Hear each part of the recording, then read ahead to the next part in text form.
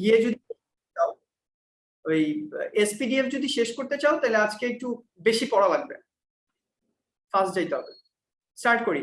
Number 2 পর্যন্ত hopefully কোনো problem নাই। আমরা আয়নাইজেশন এনার্জি এগুলো দেখাইছি, যে depending on the first ionisation energy to the value of 11th ionisation energy, আমাদের একটা আইডিয়া হইতেছে যে কোথায় কোথায় আমাদের ইয়েগুলা লার্জ ইয়েগুলো আছে, জাম্পগুলো আছে। এই যে একটা জাম্প, এই যে দুইটা জাম্প। তাহলে আমরা বুঝলাম এই যে এইটা 494 মানে first electron that is removed from the outer shell. Then we have 1 2 3 4 5 6 7 8 electrons removed from the inner shell.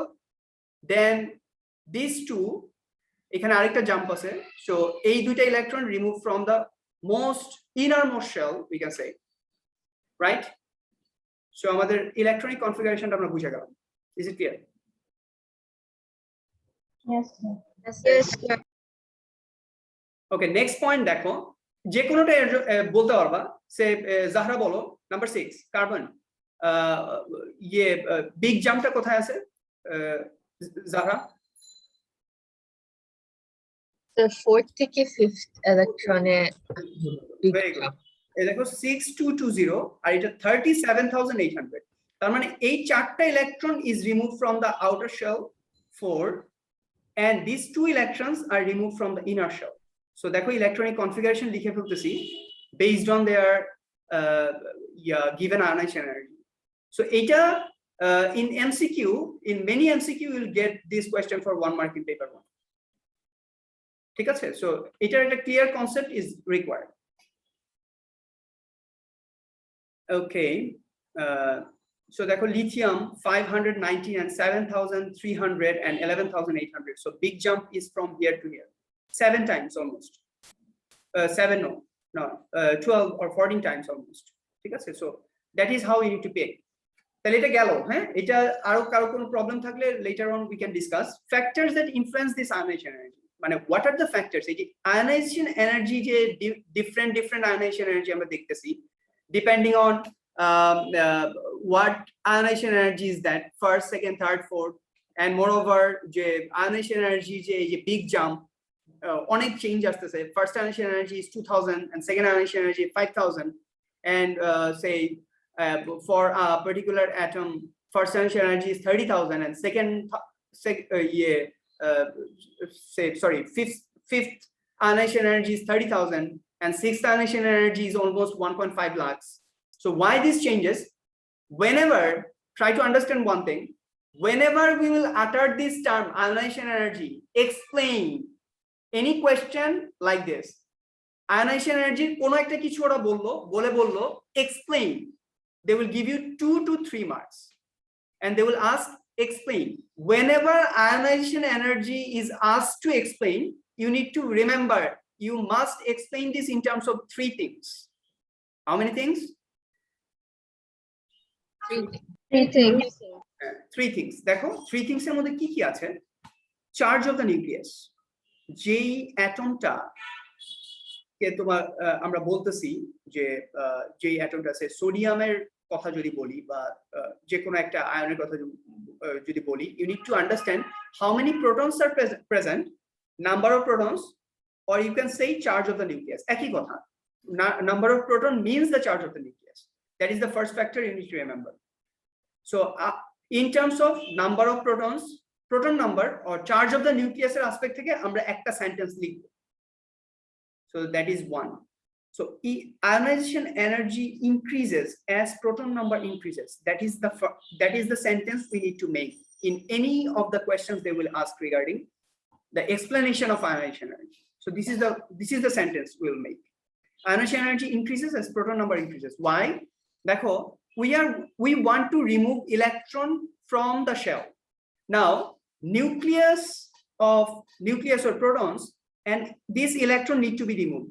They have a force of attraction. Greater the force of attraction between these two, more energy is required to overcome, মানে to remove this electron. That's why এই positive চার্জটা যদি অনেক বেশি হয় তাহলে it will be difficult to remove this electron. Thereby we need more energy. So ionization energy will increase. Greater the number of protons, inside the nucleus, greater will be the ionization energy. So ionization energy R number of proton or nuclear charge এর relation হচ্ছে এটা, clear? Yes, sir. আচ্ছা, Yes, sir. thank you. Next point, দেখো ইলেকট্রনটা যদি এখানে থাকে, say this distance between the nucleus and electron is r1, আর আরেকটা electron আরেকটা ইয়ের আমরা ইলেকট্রন রিমুভ করতেছি, এটা পজিটিভ, আর ইলেকট্রনটা এখানে। এবার হচ্ছে distance between this electron and the nucleus, greater the distance, দেখো ডিসটেন্স যত বেশি হবে, সে এইখানে যতগুলো পজিটিভ চার্জ আছে, এখানে এটা যতগুলো পজিটিভ চার্জ আছে, same charge is here, but distance is more. ইলেকট্রনটা রিমুভ করতে কি ইজি হবে নাকি ডিফিকাল্ট হবে? Difficult. ইজি হবে, Easily move হবে। ইজি Easy হবে। হবে। এই অ্যাট্রাকশনটা কমে যাবে না ডিসটেন্সের জন্য, অ্যাট্রাকশনটা কমে যাবে। সো এটা r1 আর এটা যদি r2 হয়, তাহলে if r2 is greater than r1, তাহলে এই ইলেকট্রনটা, সেকেন্ড ইলেকট্রন যেটা, এটা রিমুভ করতে উই নিড লেস এনার্জি, এই ইলেকট্রনটা রিমুভ করতে উই নিড মোর এনার্জি। তার মানে আয়নাইজেশন এনার্জি, কি ব্যাপার স্টুডেন্টরা এত পরে ঢুকে গেল। আচ্ছা, তাহলে দেখো, তার মানে ফার্স্ট পয়েন্ট যেটা ছিল greater the number of proton greater will be the ionization energy. এইবার আমরা সেকেন্ড পয়েন্টে একটা সেন্টেন্স মেক করতেছি, আরেকটা sentence, farther the outer electron shell is from the nucleus, lower the ionization energy, reciprocal. Greater the distance, less will be the ionization energy. Greater the distance, less will be the ionization energy. Less energy in the electron. Clear? Yes, sir. Yes. Yes, sir. Okay, thank you. তাহলে দুইটা point দিয়ে দুইটা mark পেয়ে যাবো আমরা। সবগুলা যে কোনো ডিসকাশন নিয়ে আসে, আমরা জাস্ট এই পয়েন্টগুলো মাথায় রাখবো, তিনটা পয়েন্ট, এই তিনটা পয়েন্টের আসপেক্ট থেকে আমরা ডিসকাস করবো। তাহলে আমাদের দুইটা পয়েন্ট হয়ে গেল, এই দুইটা আমাকে দুইটা মার্কস দিবে, ঠিক আছে? এবার নাম্বার 3, শিল্ডিং ইফেক্ট। জীবনেও শোনো নাই, প্রথম দুইটা শুনছো, নিউক্লিয়ার চার্জ আর আয়নাইজেশন এনার্জি, এটা তো আমরা ডিসকাস করলাম। মানে ডিসটেন্স বিটুইন দ্য ইলেকট্রন, মানে ডিসটেন্স যে ক্যালকুলেট করা লাগে, এটা আমরা অনেক শুনছি। ও লেভেলসেও মেবি আমরা ডিসটেন্স নিয়ে কিছু কথা বলছিলাম, যদি তোমাদের গ্রুপ 1 এন্ড গ্রুপ 7 কেমিস্ট্রি খেয়াল থাকে। বাট শিল্ডিং ইফেক্ট নিয়ে আমরা কখনোই কথা বলি। What is that? দেখো সিম্পলি যদি বলি, ব্যাপারটা এরকম, সে সোডিয়াম, এখানে দুইটা ইলেকট্রন আছে, এখানে 8 আছে,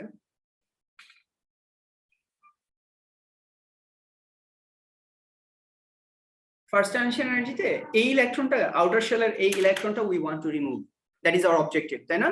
তাহলে আমরা কি চিন্তা করতেছি, সোডিয়ামের ভিতরে মানে নিউক্লিয়াসের মধ্যে আমরা সোডিয়ামকে সোডিয়াম না লিখে let us right positive charge.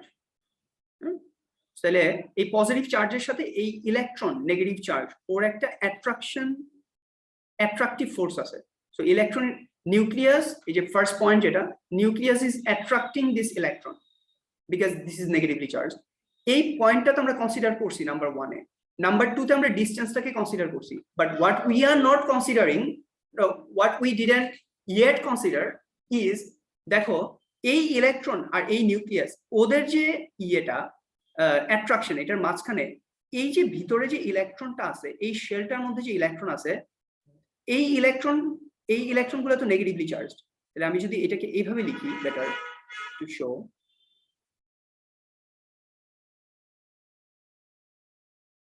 এভাবে যদি লিখি, দেখো let me give another sign, colour.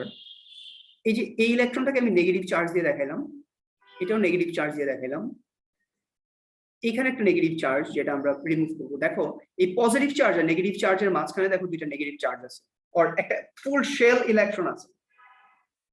আমরা কিন্তু এই ইলেকট্রনের এই পজিটিভ চার্জের সাথে, প্রোটনের সাথে ওর পজিটিভিটি মানে অ্যাট্রাকশনকে আমরা ক্যালকুলেট করছি, বাট এই ইলেকট্রন মাঝখানে যে ইলেকট্রন আছে, এই ইলেকট্রনগুলো তো এই ইলেকট্রনকে রিপালস করবে না।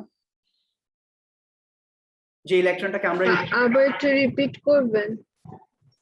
the electron we want to remove will be attracted by this proton, মানে by this nucleus. এটা কি বোঝা যায়?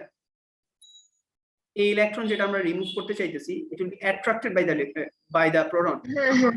ঠিক আছে? কিন্তু কনসিডার করছি নাম্বার 1 পয়েন্টে, বাট যেটা কনসিডার করি নাই, এটা হচ্ছে এই ইলেকট্রন আর এই প্রোটনের মাঝখানে মানে এই নেগেটিভ আর এই পজিটিভ চার্জের মাঝখানে we have some negative charges which are the inertial electrons. এই ইলেকট্রন গুলা তো ওকে ধাক্কা দিয়ে বাইর করে দিতে চাবে, রিপালস করবে, right or wrong? Yes, sir. তাইলে আমরাও কি চাইতেছি এই ইলেকট্রনটা বের হয়ে যাক। এই যে ইনার্শিয়াল ইলেকট্রন ওরাও চাইতেছে এই ইলেকট্রনটা বের হয়ে যাক। এই যে এই ইলেকট্রন গুলা মানে ইনার্শিয়াল যতগুলো ইলেকট্রন আছে ওরা সবাই চাইতেছে ওদের মধ্যে রিপালশন ফোর্স আছে, so by this repulsion force they want to remove this electron. So greater the shielding মানে যত বেশি ইনার্শিয়াল ইলেকট্রন থাকবে it will be easier to remove this electron, right or wrong? Yes, sir. Yes, sir. Greater the shielding, it will be easier to remove these electrons. So এটা হচ্ছে আমাদের এখানে point, greater the shielding, it will be easier to remove the electron. This is shielding effect. So দেখো shielding effect of inner electrons, as all the electrons are negatively charged, they repel each other. Electrons in full inner shell repel electrons in outer shells. Full inner shells of electrons prevent the outer electrons feeling the full nuclear charge.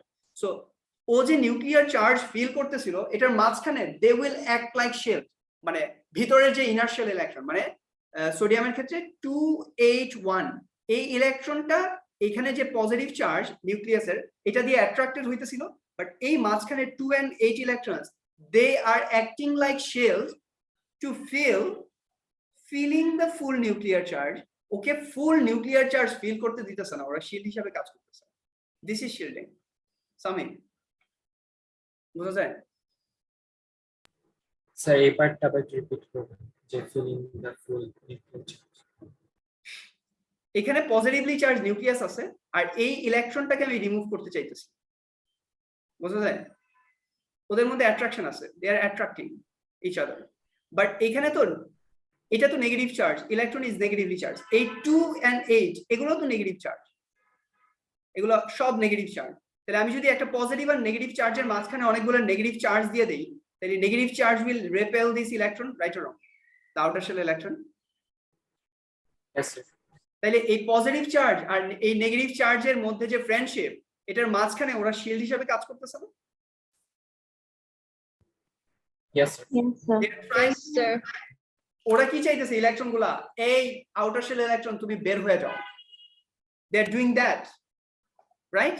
তুমি বের হয়ে যাও, ওরা হচ্ছে push করে বের করে দিতেছে, এন্ড আমরাও তাই চাইতেছি। তাহলে এটা যদি ইলেকট্রন ইনার্শিয়াল ইলেকট্রন গুলা যদি ওদেরকে পুশ করে বের করে দেয় আমাদের জন্য এটা বেটার। কেন? কারণ আমাদের লেস এনার্জি দেওয়া লাগবে।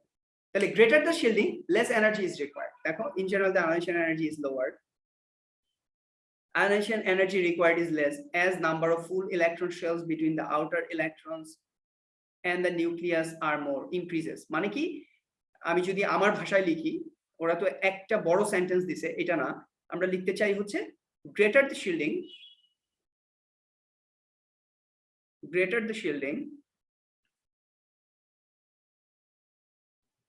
স্যার তাহলে কি যতগুলা সেলস বেশি হবে তত রিপালশন এনার্জিটা বাড়বে? তত বেশি শিল্ডিং হবে, so more is ionization energy, sorry উল্টা লিখছি, লেস, হ্যাঁ কম লাগবে, তোমার আয়োনাইজেশন এনার্জি অনেক কম লাগবে যত বেশি শিল্ডিং হবে। মানে এই ইনার্শিয়াল ইলেকট্রন গুলাই আমার কাজ করে দিতেছে, ওরাই বের করে দিতেছে ইলেকট্রনকে, so I need less energy. Do you understand? তাহলে তিনটা ফ্যাক্টর, এই তিনটা ফ্যাক্টরের মধ্যে নট নেসেসারিলি দেখো একটা ফ্যাক্টর এটা কি নিউক্লিয়ার চার্জ বেশি আয়োনাইজেশন এনার্জি ইনক্রিজেস ডিসটেন্সের ক্ষেত্রে দেখো farther outer lower decreases, second factor decrease করতেছে। Greater the shielding less is ionization energy, so এখানে শিল্ডিং বাড়লে less, so less more. Do you understand? নিউক্লিয়াসের চার্জ বেশি আর প্রোটন নাম্বার বেশি, তোমার বেশি এনার্জি দেওয়া লাগবে। তোমার ডিসটেন্সটা বেশি, তাহলে লেস এনার্জি লাগবে, ইজিলি রিমুভ করতে পারবা। আর শিল্ডিং অনেক বেশি ইনার্শিয়াল ইলেকট্রন আছে, তাইলেও তোমার আয়োনাইজেশন এনার্জি লেস লাগবে। এই তিনটা ফ্যাক্টরকে যদি আমরা কম্বাইন করি, এই তিনটা ফ্যাক্টরের কম্বিনেশন হচ্ছে একটা পার্টিকুলার অ্যাটম অর আয়নের আয়নেশন এনার্জি বোঝা যায়? Yes, sir. বোঝা যায়? জি sir. Yes, sir. Spin pair repulsion আমরা এখন ডিসকাস করবো না, একটু পরে করবো। এটা এখন ডিসকাস করবো না। স্পিন পেয়ার রিপালশন একটু পরে আসবে, এই লেসনে আমরা এটা ডিসকাস করবো। এটা ভুল করছে ওরা, এই পয়েন্টটাকে এখানে নিয়ে আসা উচিত হয়নি, এটা পরে আনতে হবে। এটা এখানে ডিসকাস করলে একটা স্টুডেন্ট কিভাবে বুঝবে এটা? এই যে ওরা বই লেখে, বুঝা বই লেখে না, এই পয়েন্টটা তো ওরা আমরা এখনো স্টুডেন্টদেরকে পড়াই নাই, তাহলে এই পয়েন্টটা তারা কেন এখানে ডিসকাস করে? এটা একটু পরে ডিসকাস করুন। So this are the 3 factors যেটা নিয়ে তুমি ডিসকাস করবা। হ্যাঁ, স্পিন পেয়ার রিপালশন একটু বলে দেই, spin pair repulsion is nothing but type of shielding effect, so it's not a factor yet, এটা পরে ডিসকাস করতেছি। আচ্ছা, এরপর যাই তাহলে এটা তোমরা যারা ঠিক মতো বুঝতে পারতেছো না, please go back to the video, recording দেখবা ইউটিউব থেকে, দেখে আবার এটাকে কনফার্ম করবা। কোনো কোয়েশ্চেন থাকলে আমাকে এখন বলো।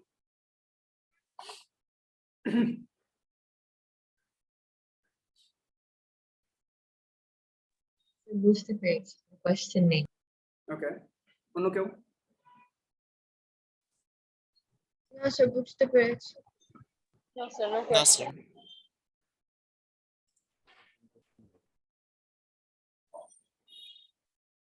অনেককেই দেখা যাইতেছে না, ক্যামেরা অফ করা। ওকে, ঠিক আছে, আমরা টাইম নষ্ট করব না। একটু অ্যাটলিস্ট ফিডব্যাকের, আমি যখন ফিডব্যাক নেই তখন ক্যামেরাটা অন করবা, ঠিক আছে? আচ্ছা, ইয়েকে একটু জিজ্ঞেস করি, রিও তো নতুন আসছে, রিও তালহাকে জিজ্ঞেস করি, কি অবস্থা? Do you understand?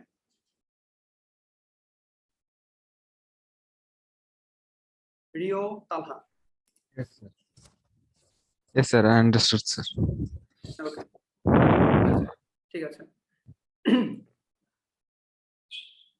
আচ্ছা, তোমাদেরকে আরেকটা ইয়ে বলি, সবাইকে একটু জানাই দেই, আগেও মনে হয় বলছি, এটা হচ্ছে যে if you need any extra help from me Saturday to Thursday, যদি দরকার না হয় তাহলে মানে দরকার নাই, বাট যদি দরকার হয় স্যাটারডে টু থার্সডে, লিখে দেই একটু এখানে,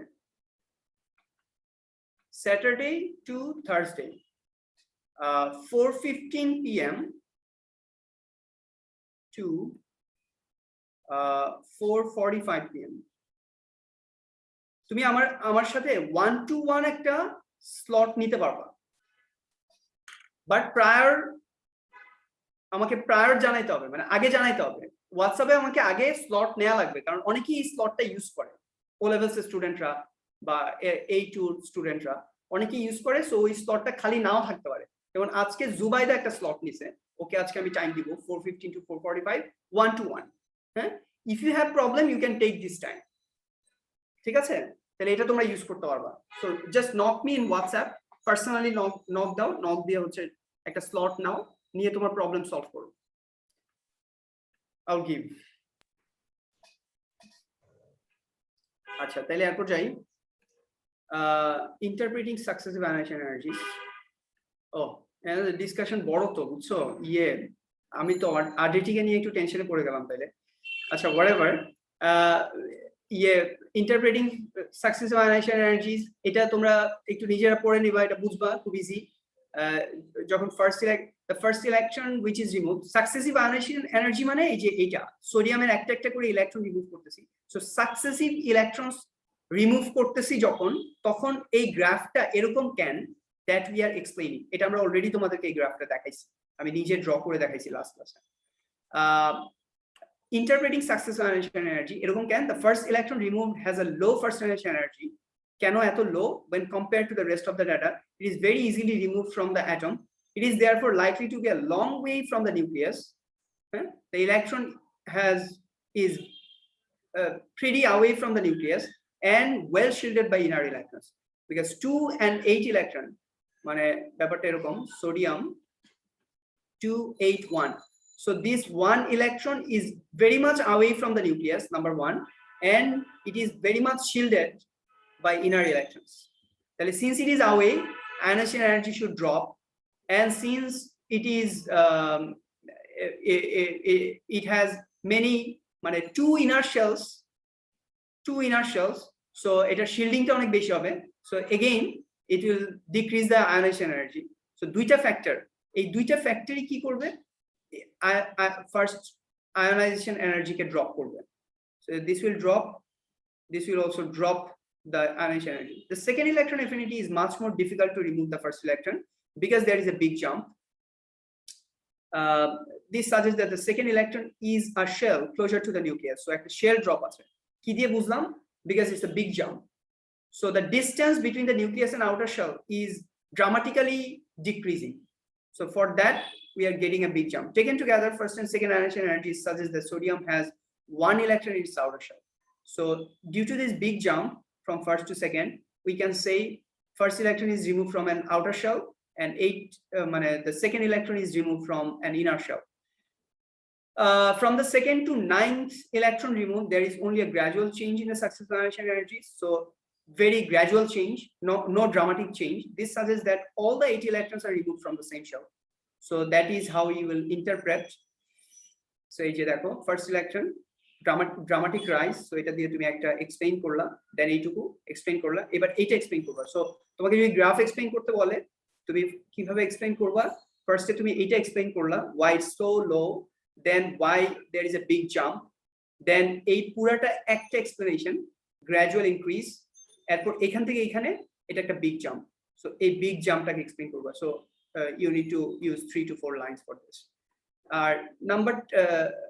The last explanation is the 10th and 11th electrons have extremely high ionization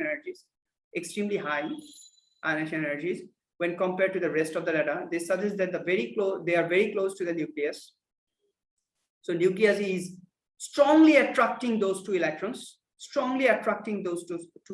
inner shell electrons. See these 2 electrons strongly attracted, so there must be a very great force of attraction between the nucleus, but 11 protons are strongly attracting these 2. Distance is very small, so there must be a very great force of attraction between the nucleus and these electrons, and there are no inner electrons, so no shielding. So for this factor, 11 protons, so it will increase the ionization energy. Distance, less distance means more ionization energy,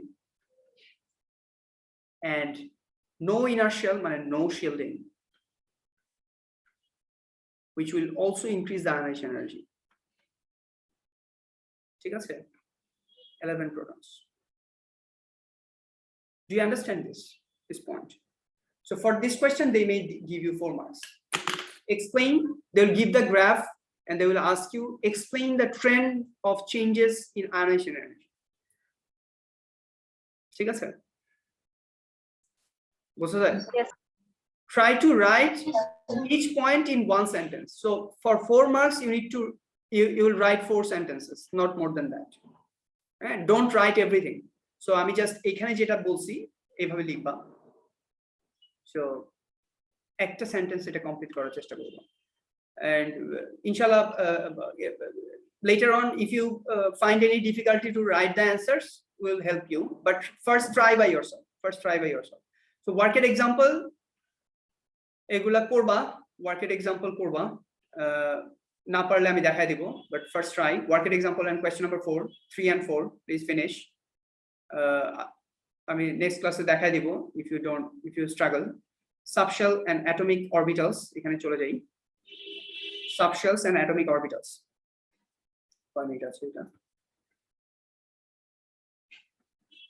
আচ্ছা, for subshells and atomic orbitals I want to start a new video, but before that আমি একটু just এটা একটু discussion করে দেই, এই worked এক্সাম্পলটা helpful হবে। করবো, করা দরকার ওয়ার্কেড এক্সাম্পলটা এক্সপ্লেইন করবো, or you will do by yourself, maybe you will understand what is going on. আমি এটাও স্টার্ট করতে পারি, এই SPDF ওইটা স্টার্ট করতে পারি। আপনি SPDF টা এখন স্টার্ট করেন, if we do it by now, or যদি প্রবলেম দেখি তাহলে আপনাকে জানাবো। ওকে, নেক্সট ক্লাসে তাইলে, হ্যাঁ তোমরা এটা নিজেরা করো, তাইলে আমরা নেক্সট ক্লাসে ইনশাআল্লাহ তোমাদেরকে এটা সলভ করে দিব if you struggle. ওকে, আমি চাই এটা দিয়ে এটার জন্য আরেকটা নিউ ভিডিও দিতে, দুইটা পার্টে দিতে sub shells and atomic orbitals will start with a new video. Please come back within 20 seconds. আমি এটা স্টপ করে দিতেছি, এখনই জয়েন করো আবার।